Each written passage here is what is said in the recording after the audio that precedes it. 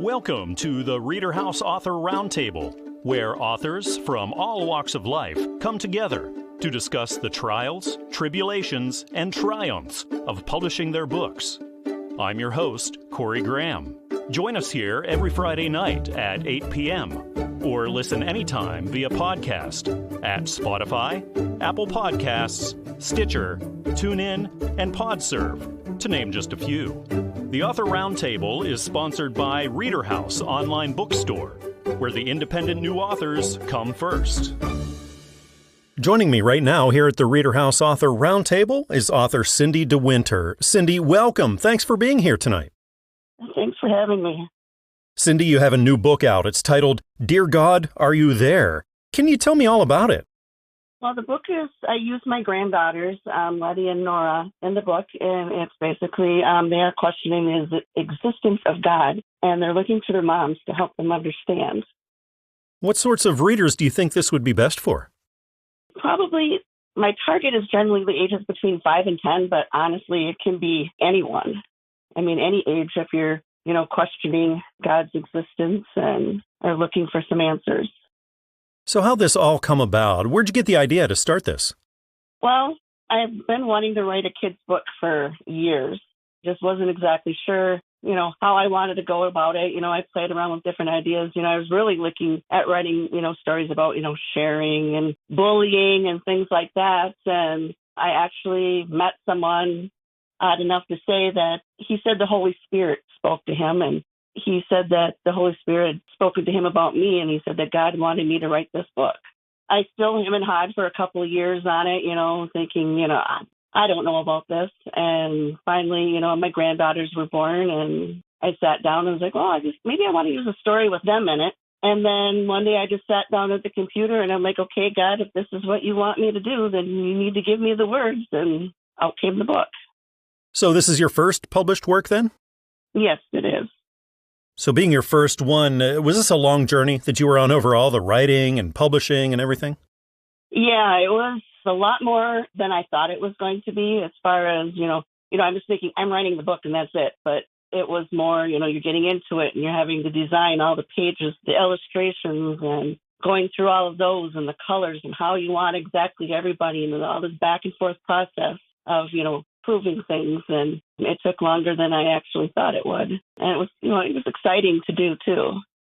So once you wrote the story, you hooked up with your publisher, Christian Faith. What did you find to be the most challenging part of that publishing end of things for you? I think the most challenging was creating all the illustrations and how I wanted everything to look and, going through and I have in my head how my granddaughters look, or I know how they look, but putting it in writing for someone to draw them and portray them and just all the ideas that I wanted in the book as far as illustrations and getting those on paper to how I imagine what they should be. That was probably the most challenging. It must have been quite a moment whenever that first copy finally came in and you were holding Dear God, Are You There in your hands for that first time, Cindy. What was that like? It was surreal. I mean, it was something that I've thought of for years, and then to actually hold it in my hands, it was, I just could not believe that this was finally, come to fruition and it's here. It was a great feeling. So now you're officially a published author. What would you say is the most rewarding aspect of it all for you? Knowing that I'm doing God's work and using my granddaughters and having them in print. And I mean, the moms in there obviously are my daughters, or two of my daughters. So it's their kids. So that's probably been the most rewarding, is including them in the book. Looking ahead, Cindy, do you see yourself writing a sequel to this or maybe something else? Yes, I do. I've been toying around with some things in my head and nothing on paper yet. But yeah, I am thinking about another book, maybe a series to go with this, to get into more of questions that kids have or people have about, with God. And, towards the end of this book, it talked about God's love. And so I think that's the next one that's going to be kind of geared towards more of learning about God's love. Well, a lot of people listening to us right now are authors who are also just starting out. So, Cindy, do you maybe have some advice that you could throw out there for them? Basically, it's just do it. Just sit down and write something and turn it in. I mean, I know some friends that have, they've toyed around with the idea. They're kind of nervous about doing it. They're kind of scared. And I'm like, you have nothing to lose and everything to gain by doing it. What a great message in this book. Again, it's titled Dear God, Are You There? It's written by Cindy DeWinter, published by Christian Faith Publishing, and available at places like Amazon, Barnes & Noble, and iTunes, and also traditional brick-and-mortar stores. Well, Cindy, it's been wonderful talking with you tonight. Thanks again for being on the show. Thank you for having me.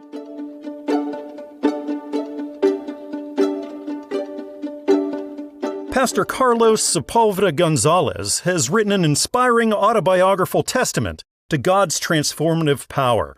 The book is titled From a Mess to a Messenger with a Message. And Pastor Carlos is sitting down here with me right now at the ReaderHouse Author Roundtable. We get to talk all about it.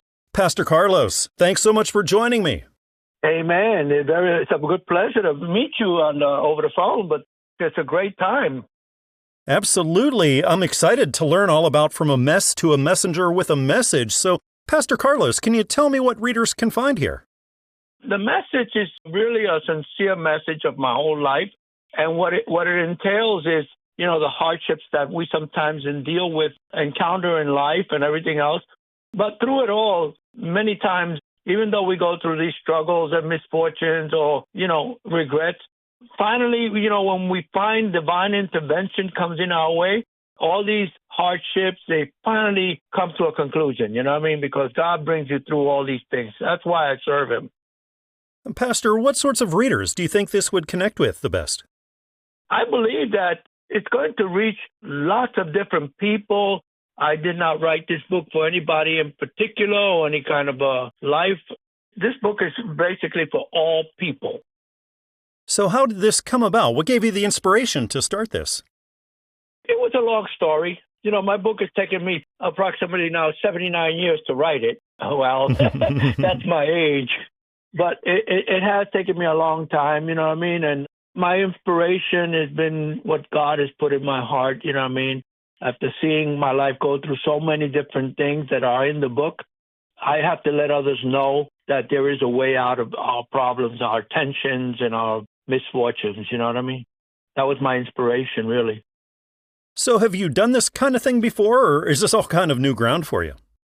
This is all basically brand new to me. When I overlook everything and I start to see the progress of the book and everything else, I think it's a wise choice to really let people know what you experience in life so that they too can see inspiration from it, So once you got started on this, was this a long journey for you overall, the writing and publishing, the whole thing?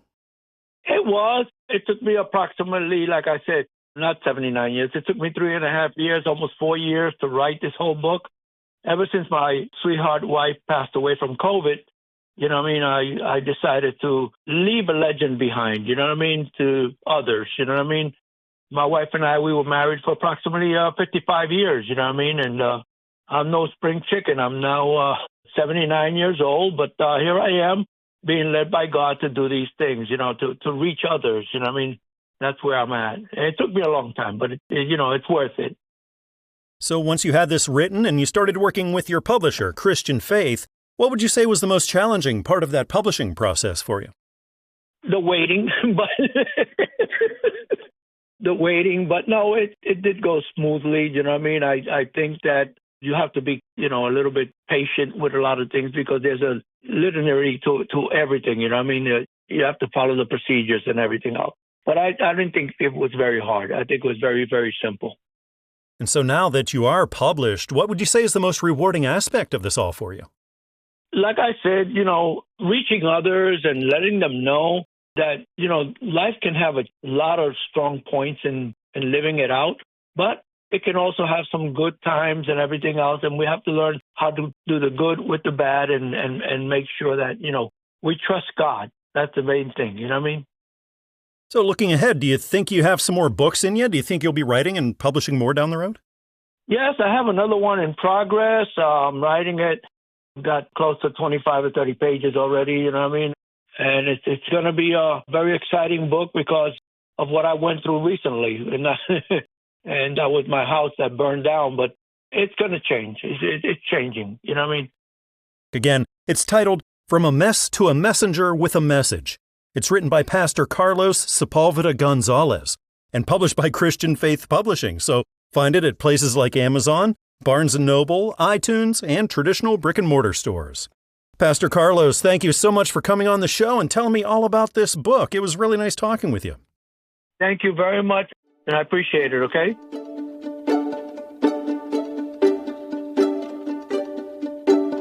I'm looking at a book that's an exploration of self-discovery and spiritual awakening. It's written by B.W.E, and it's titled The Becoming. And we're going to be talking all about that right now here at the ReaderHouse Author Roundtable. The author, B.W.E, is here with me. B.W.E, welcome. Thank you so much for joining me. Thank you so much for having me. Can you tell me all about The Becoming and what readers are going to find when they get into it?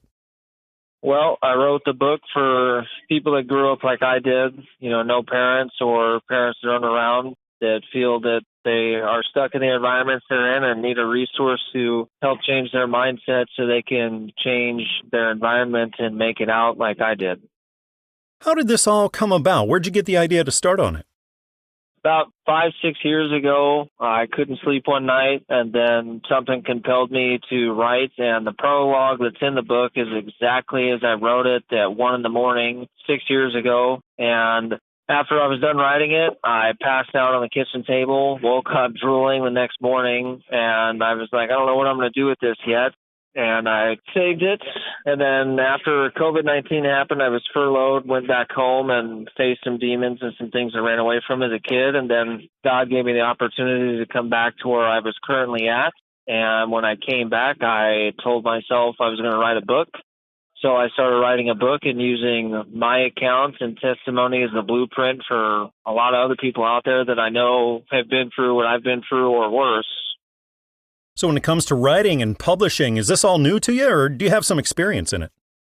I've always been a really good writer. I did poetry when I was a kid in high school, and my AP English teacher, Mrs. White, wanted me to publish, but I was too afraid to do it at the time. Just so I was being bullied at school, bullied at home, so I didn't have a whole lot of confidence in myself. And then I also wrote a small little book that my teacher wanted me to publish my senior year that I didn't. It was about George Washington. 100 pages long. So writing's always been one of my strong suits. I've just never decided to actually write something that I felt matters. But this weighed on my heart pretty heavy, and it took 2 years to write, and it was actually like therapy writing it too, because I got a lot of things off my chest and talked to a lot of people and put everything together, made sure the timeline was right. And then, I talked to my pastors and some priests about the stuff that's biblically in there. And there isn't anything so far that I've been told that isn't true or isn't along the lines of what should be taught when it comes to the scriptures. So you had your manuscript ready. You started working with your publisher, Christian Faith Publishing. What would you say was the most challenging part of that publishing process for you? None of it, actually. By the time I found, because I had tried to deal with Amazon, didn't like it, tried with a few other people, didn't like what they offered, and then I met Christian Faith, and they had a board of 5 people that reads the manuscript, and when I had finished the manuscript, there really wasn't much to be done to it except for the editorial things that, a publisher would do. They didn't change anything in the book. It was really some grammatical stuff that I missed, and other than that, it was a really easy process. It took about a year, which is about what they said, but there was nothing challenging about it. I was ready for it. I was expecting edits that they were going to do, and when they asked some basic things, I told them that I wanted the book to stay raw because it's meant for, regular people, and I don't want it to be doctored up like some other books are out there.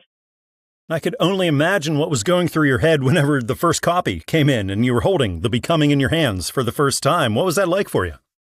That was surreal. When they sent it in and I was actually holding it, I was like, wow, this is real. We actually did this, and showed my wife. She was super excited, and that's been a blessing ever since. So looking down the road, do you see yourself maybe doing this again? Do you think you have some more books in you? Possibly. I've been asked that a few times now, and I don't have anything weighing on my heart that would compel me to write another one, but there are some ideas. Maybe a few years down the road, 10 or 15 years, when I've got some more stuff to talk about that I could give people insight on or teach a higher level of what's already in the book that I just published.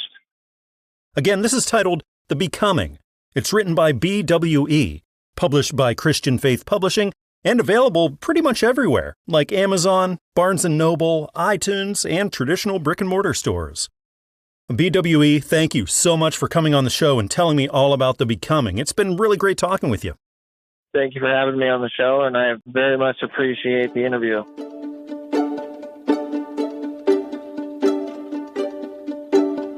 The new book by Elder Pecolia Pearley is a thought-provoking and faith-filled reimagining of a classic rhyme through a biblical lens. It's titled, Mary Did Have a Little Lamb. And Pecolia is right here with me now at the ReaderHouse Author Roundtable. We'll be talking all about this. Pecolia, welcome. Thank you for being here tonight. Thank you for inviting me. Can you tell me all about Mary Did Have a Little Lamb? What are readers going to find here? Yes, my book is basically about the birth of Jesus Christ. It talks about how God loves the world, that he gave his only begotten son. But it goes more deeper than that. It goes deep with Mary and Joseph having Jesus. It goes deep with, and similar to people that we set goals in our life and we plan our life. Mary and Joseph was bestowed to one another. They had a year waiting period. Within that instant, even before that instant, you plan to be married. You set goals. You already have plans of what you want, your dress and what you want to look like. That's for the bride. The groom is fixing the house and everything to make sure everything is set for you. So when you get there. But within an instant, just like in life now, within an instant, both of their life was changed around. And only because they said yes. Because if they said no, they could have went on with their regular life. But they said yes. And Mary was incarnated with Jesus Christ. And Joseph took her to be his wife after he had his dream and his connection with the angel. That's basically like the love part of the book. And then there's some parts of the book that spiritual. It talks about how the angels came and how when Jesus was born, how the sky was spectacular and you could see it for miles and miles because they was rejoicing because of his birth. And then we talk about hatred and jealousy and power with how the Roman Empire mistreated the people of Israel and how they killed them off just to be killing and how they hated each other. They had power in it, and they hated each other because they wanted whatever the other king had or they wanted whatever the emperors had.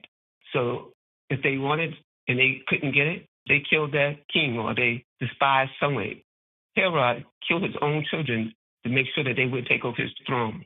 That was the hatred part. And then they had a little mystery in there where, you know, you're being an astrologist and you study the sky and all of a sudden a star appears. And you don't know where the star comes from. But you do know the story of the star in the east. And the astrologists, the wise men, they saw this star, they knew the story, and they followed it. And they followed to the west, and they saw the Messiah. But it has a whole lot more to it. What kinds of readers do you think this would connect with the most? I think teenagers, and I recommend teenagers. When I talk with some teenagers about the book, they seem to like it. And adults of all ages. So when it comes to writing, publishing, and everything like that, is this all new for you, or do you have experience in it? No, I actually had published an article in 2009 with one of my friends. She had wrote a book, and she took a collection of testimonies. My testimony was picked and was published in her book. So once you got started writing Mary Did Have a Little Lamb, was this a long journey for you overall, the writing and publishing and everything? It was a long journey. It took me 15 years. It took me 15 years because I started writing it. I was excited when it was given to me. It was given to me by the inspiration of God. I was sleeping one night and I was woken and I was given an outline and I was doing the research and then I started working in different fields of my job. And I just put the book on the back burner and I said, I'll get to it when I get to it. But, you know, time passed and things happened and I basically forgot all about it and kept saying to myself, I'm going to get to it. And then I took sick and that's when I actually got to it. Again, the book is Mary Did Have a Little Lamb. It's written by Elder Pecolia Pearley and published by Christian Faith Publishing. So find it at Amazon, Barnes & Noble, iTunes, and traditional brick-and-mortar stores. Pecolia, thank you so much for coming on the show and talking all about your book. It was really nice chatting with you. Same here. Thank you for inviting me. I appreciate it.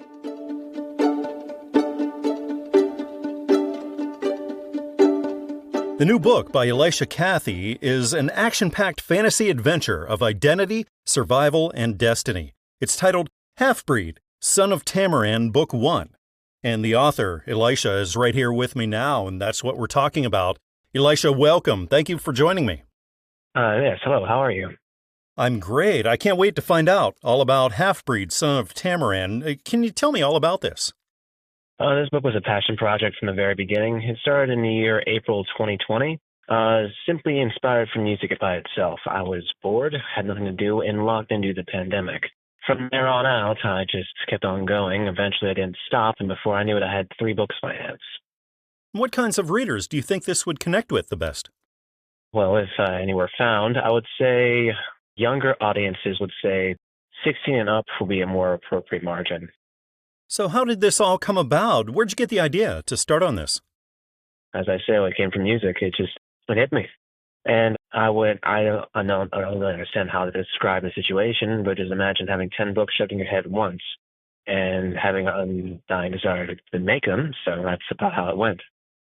So is this new to you? Have you done this kind of thing before?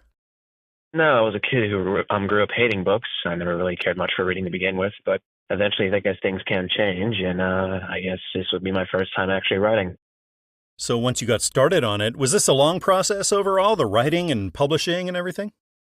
I'm not finished yet. I'm doing a redux. I'm actually polishing the entire manuscript and plan on going my own route, but yes, it is a very lengthy, dedicated process.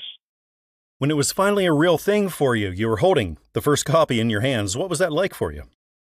Honestly, it was very, it just told me there was a lot more work to be done. It made me realize that it was actually truly possible to get this book out there. However, I will have to do more independent means. So now that you're published, your work is out there, what would you say is the most rewarding aspect of it all for you? The joy of creation, just to know I'm actually getting something done. We have a lot of people listening to us right now who are authors also starting out in all this. So is there any advice maybe that you would have for them? I would say do a good amount of research on whatever publisher you go after. If they ask for a down payment up front, it's usually a vanity publisher. I would recommend doing self-publishing on your own right.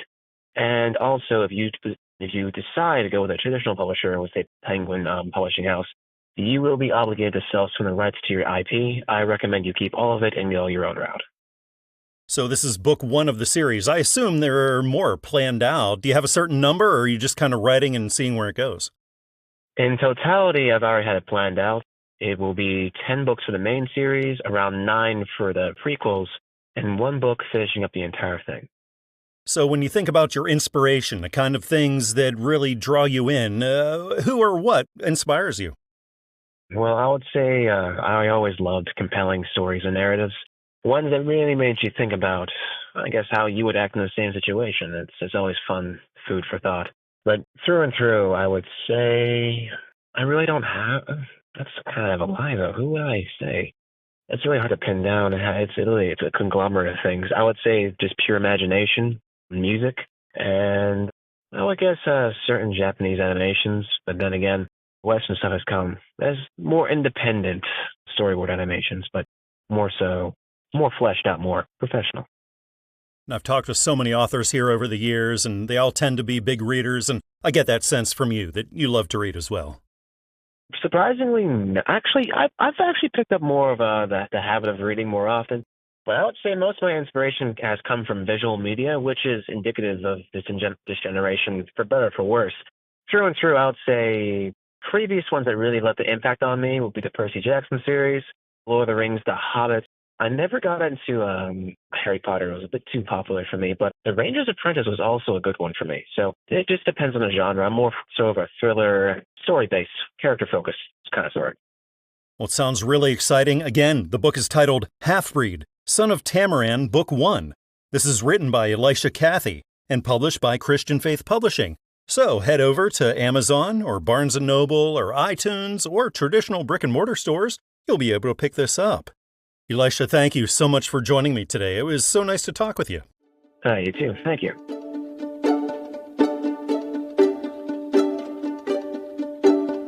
Retired Staff Sergeant Robert J. Quayle III has written a book that recounts his journey back from the brink of despair. It's titled B.W.E, There Is Always a Light at the End of the Tunnel. And Robert is here with me now at the ReaderHouse Author Roundtable. That's what we're going to be talking about. Robert, welcome. Thank you so much for joining me. Oh, thank you for having me. I appreciate it. Robert, I can't wait to find out more about B.W.E. Can you tell me all about the book? Well, it's about my crazy life. I have a unique background. I was in the Army twice. The first time was in the 80s out of high school. And then again in 2008, I went back in. I was a banker in between for 20 years. And then the economy crashed. In 2008, I lost my job. I was 43 years old. I decided to go back in the Army. I ended up fracturing my spine, and I had to learn how to walk again. And so I was medically retired, and you may have heard the statistic, an average of 22 veterans a day take their own life, and I was nearly one of them about 10 years ago. So that's why I wrote the book. I wanted to let people know that, hey, I've been there, and no matter how bad things may seem, they will always get better. I'm living proof of it. What sorts of readers did you have in mind for this? Who do you think this would connect with the best? Well, that's the thing, the interesting thing. Since I've written the book and as I talk to people, I found that nearly everyone has been affected by suicide in some way or another, unfortunately. I originally wrote it with veterans in mind, but it really applies to anyone who's struggling, with life and they're thinking about ending it and, struggling with depression, that sort of thing. The book is meant to be inspirational. I've been knocked down, hit rock bottom a few times in my life, and I write about it in my book, starting out with my childhood. It's a way of expressing, hope and faith and resilience in the face of adversity. So how'd this come about? What was that spark that made you say, hey, I got to sit down and start writing this book? That's the thing, I was driving Uber Black, their premium service in Cleveland.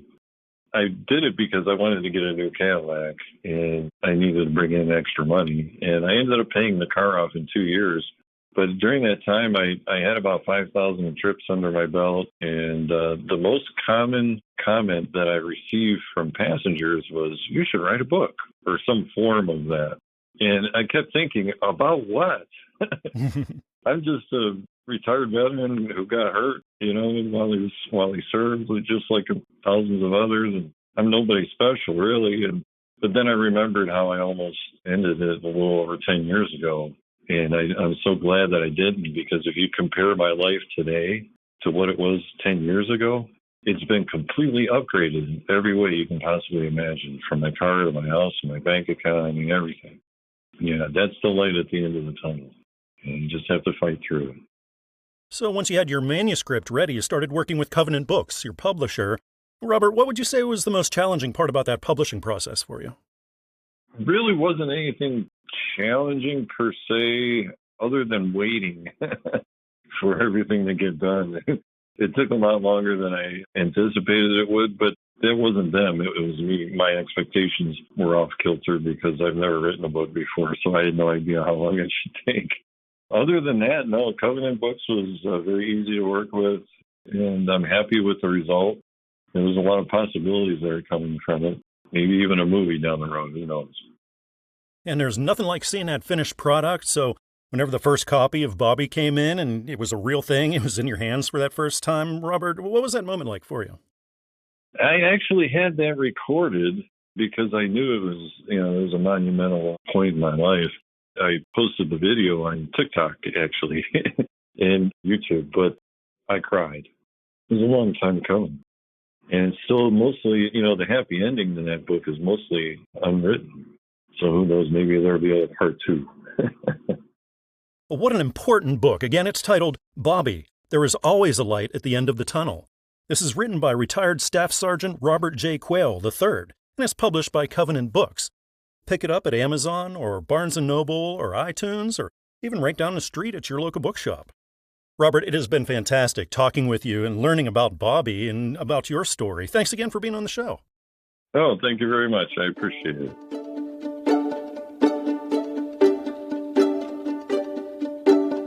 The audiobook edition of the book by Gillian Holzhauser-Graber, titled Making the Best of It, How to Cope with Being Handicapped, Well, it's out in stores now, and Gillian is right here with me now at the ReaderHouse Author Roundtable.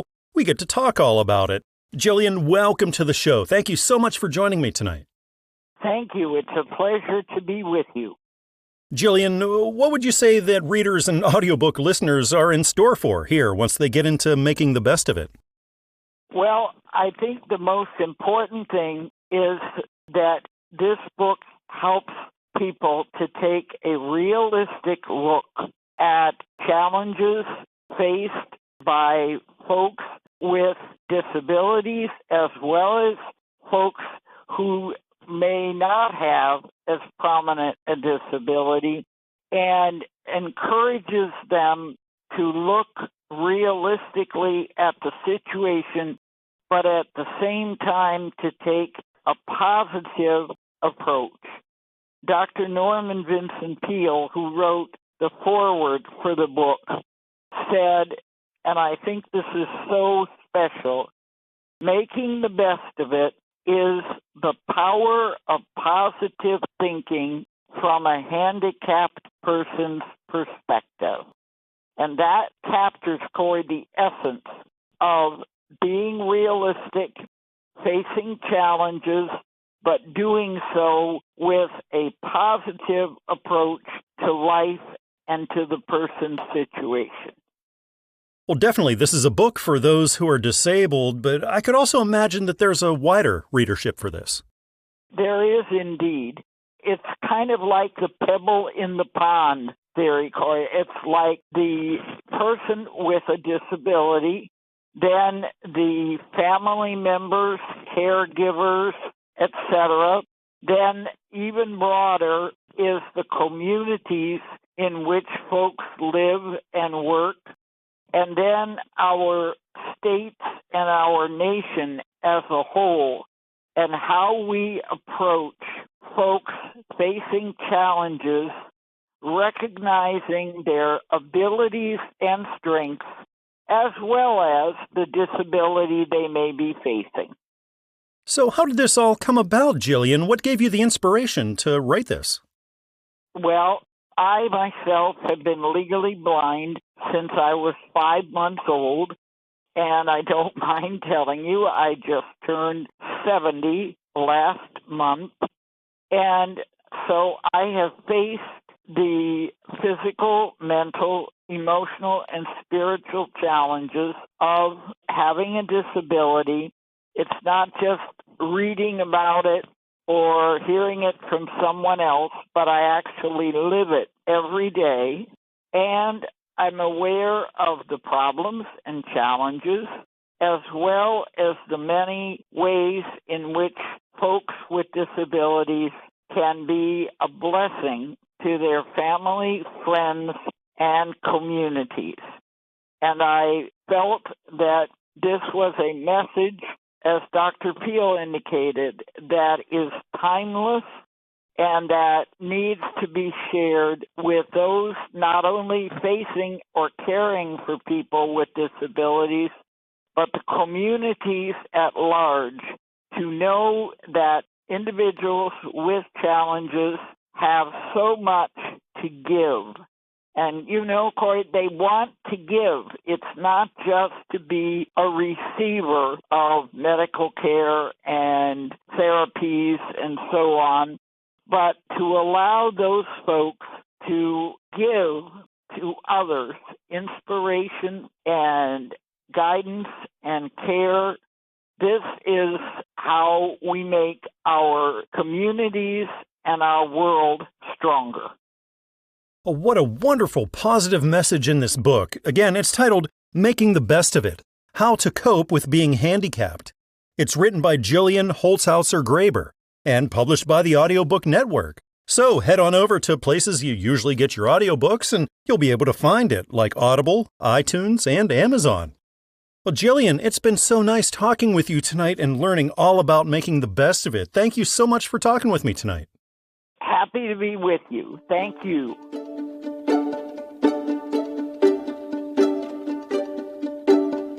Joining me right now here at the ReaderHouse Author Roundtable is author Charles Hunt. Charles, welcome. Thank you for joining me today. You're more than welcome. I'm glad to be here. Thank you.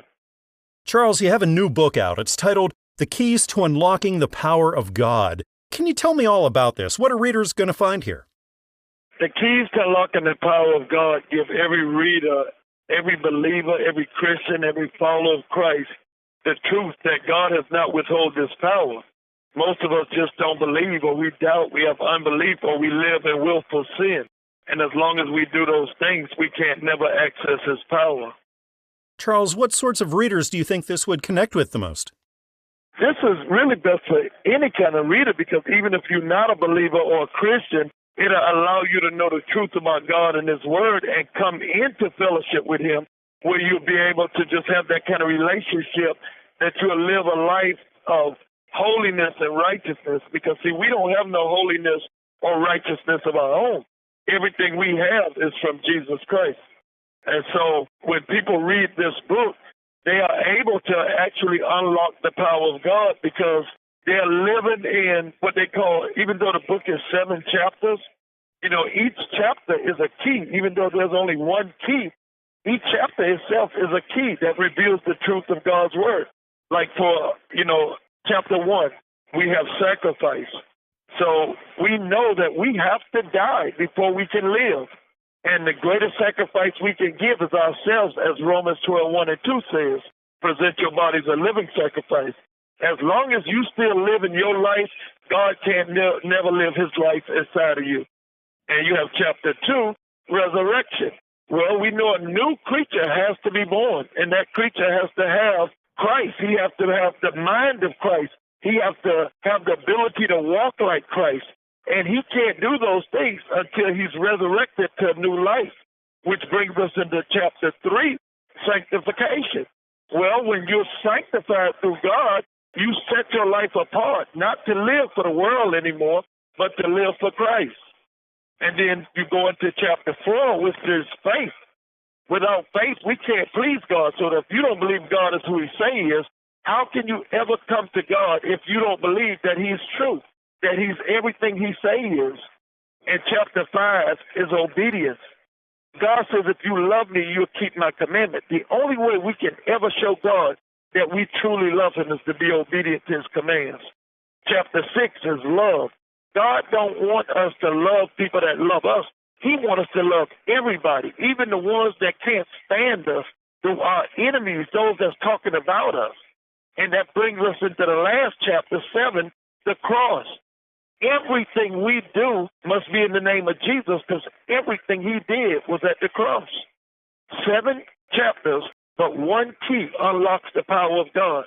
Now, you can't do those things without, anytime you're living in sin, unbelief, or doubt, you can't do those things. In this book, it tells you the little foxes spoil the vine. It's the little things that we think is okay before a holy God that stop us from getting closer to God and accessing his power. Wow, you have so much wisdom to offer, Charles. Do you see yourself writing and publishing more down the road, do you think? Actually, I just been called by God. Well, I ain't going to say just been called, because he actually called me 3 years ago after that book to write a daily devotional, which is called Broken Bread, a daily walk with God. And I just finished that after 2.5 years. Well, you have a lot of authors listening to us right now that are also starting out, Charles. Do you have some advice that you could offer them? Just be true to God. Just believe what God says in his word. We don't have to have all the theology in the world. We don't have to have all the best school in the world. All we have to do is believe and trust that what God said is true. And when we do that, God does the rest. Again, it's titled The Keys to Unlocking the Power of God.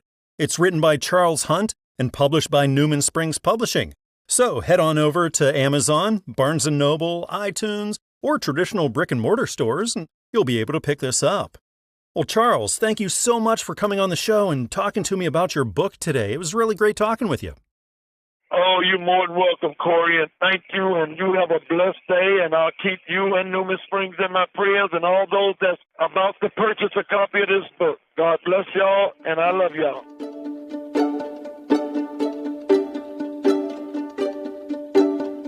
Author Holly Fay has written a heartwarming children's book that blends imaginative storytelling with interactive, faith-based learning. The book's titled Dogma the Dog, and we'll be talking all about this. Holly is here with me now at the ReaderHouse Author Roundtable. Holly, welcome. Thank you for joining me. Thank you. Holly, can you tell me what readers can expect whenever they open up Dogma the Dog? Yes, Dogma the Dog is about a boy and his dog, but when you scan the QR code and reveal the hidden text in 3D images, it then becomes about a boy, his dog, and God. And I also think the beautiful illustrations are the perfect gift for autumn. Now, this is a children's book. Would you say it's for younger or older children or all children? I generally think the message of the book can be appreciated by anyone, but I would say the target audiences is more 1 to 10 years old. I think the book is easily digestible for younger readers, but the technical element can be great for older children as well. So how'd this all come about, Holly? This is a really creative work. Where did you get the idea to start it? My children were the inspiration for the book. My husband and I were trying to figure out how we could teach our kids about their spirituality and God in a way that they could relate to and understand and enjoy. And then once we realized what we had created, we wanted to share it with the world. So prior to this, have you been published, or are you all kind of new to this? I am new. This is my first book. So being your first one, was this a long journey for you overall, the writing and publishing and everything? It was, for the most part. It took me and my husband about 2 years to complete. And then once you started working with your publisher, Christian Faith, what did you find the most challenging part about that publishing process? I didn't find it challenging at all. I thought they were incredibly helpful during the whole process. And you mentioned the artwork. It is very beautiful. So was that a smooth process? Yes, it was. I could only imagine what you were thinking and feeling whenever the first copy finally came in and you were holding Dogma the Dog in your hands for the first time, Holly. What was that moment like for you?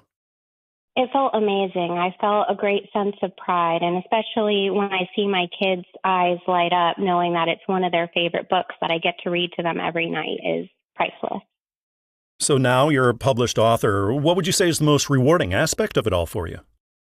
I think just having something that can also inspire my kids and teach them about their faith. And hopefully I can teach other kids about their faith as well, too, in an easily digestible way. So looking ahead, what are the chances that we'll maybe see some more books from you? If this book is successful, I do have a few other ideas for some children books. And with it having the technical aspect of the QR code, I would really love to push updates to where we could have holiday overlays. I think it would be really cute to have like Christmas elements, some Christmas trees and presents pop up within the book that are new. So in a lot of ways, you're getting more than one book. Well, a lot of our listeners right now are authors who are just starting out as well. Holly, do you have some advice maybe that you could offer them? I think just follow your heart, trust in God, and manifest the possibilities. Yeah, that's good advice. So while you were writing this, did you encounter challenges like writer's block and things like that? Not really.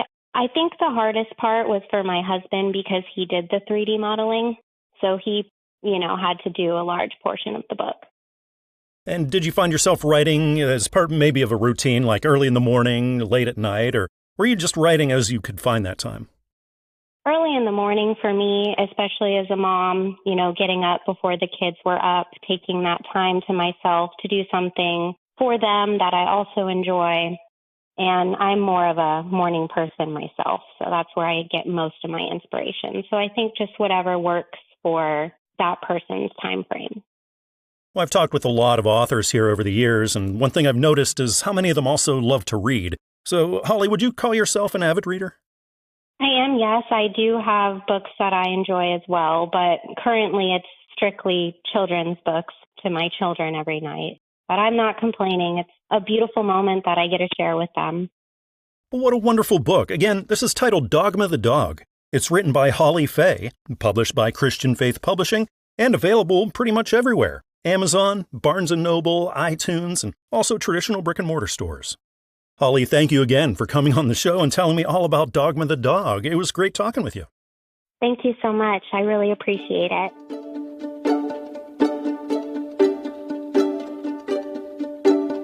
The book I'm looking at right now is a heartwarming story of a young boy who learns about Jesus while staying at his grandfather's cabin.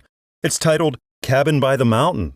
It's written by James and Kathleen Hamm, and James is here with me now at the ReaderHouse Author Roundtable, so that's what we get to talk about. James, welcome. Thank you for being here.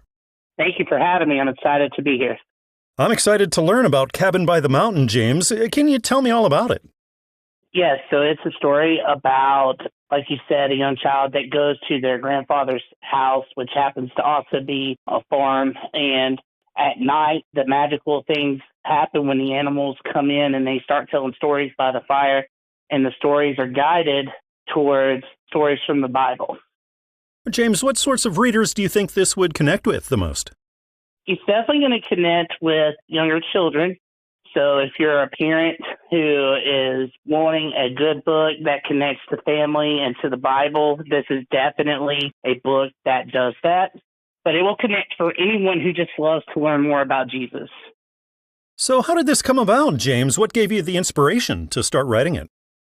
So I was raised on a farm up in the mountains with my grandfather. And so being around the animals and experiencing that and growing up also in church and in my faith, it was really important to me to be able to share that with my kids. I have 4 kids, so this allows me that opportunity to be able to share stories that, help show not only the importance of a grandparent in a kid's life, but also stories about Jesus and being around animals. And so that's where this came from. So have you ever done anything like this before, writing, publishing, or is this all kind of new for you? This is all new for me. I'm really excited about it. It has been a process that has taught me a lot about, writing and really given me a lot of joy with my writing. So it is all new to me. Was it a long process for you overall, the writing and publishing, the whole thing? It is a long process because there's a lot of things that you want to make sure that you get right with the book to make sure that it gets that feel of being real so that the reader can connect with it. So once you started working with your publisher, Covenant Books, what did you find the most challenging part about that publishing end of things? The most challenging is not wanting to rush everything. You want this book to be alive, but you also want to make sure that it is done in a way that it impacts the reader the most. So that would probably be the hardest part, is just having the patience. Then that day finally came, and Cabin by the Mountain was real. The first copy was in your hands for the first time, James. What was that moment like for you? Amazing, because I opened the book, the first book, I opened it with my kids. And being able to be there with my wife, who's also a part of the book, Kathleen, and our kids was one of the best moments of my life. And now that it's out there, you're published, what's the most rewarding aspect of this all for you? Being able to talk and share stories with my kids. We are currently working on the second book, and we have a couple of other writings with the same story with the kid at Papa's cabin, being able to learn about Jesus. So being able to really just work with my kids and my wife and on this family and grow this story and these characters. Well, a lot of our listeners right now are authors who are also just starting out in everything. So, James, do you have maybe some advice that you could throw out there for them? Yes. Remember that you were inspired to start the process. Believe in that. Believe in yourself. And know that the best part of the actual work is being able to see your work. And know that, be able to hold that in your hands and know that you were a part of that and that it's your story. Well, again, this book is titled Cabin by the Mountain. It's written by James and Kathleen Hamm, published by Covenant Books, and available at places like Amazon, Barnes & Noble, iTunes, and traditional brick-and-mortar stores. James, thank you again for coming on the show and talking with me about Cabin by the Mountain. It was really great to talk tonight. Thank you so much for having me. It's been awesome, and I hope you all have a blessed night. We hope you enjoyed this edition of the ReaderHouse Author Roundtable, where authors from all walks of life come together to discuss the trials, tribulations, and triumphs of publishing their books. We hope to see you back here every Friday night at 8 p.m. or listen anytime via podcast at Spotify, Apple Podcasts, Stitcher, TuneIn, and PodServe, to name just a few. The Author Roundtable is sponsored by ReaderHouse Online Bookstore, where independent new authors come first.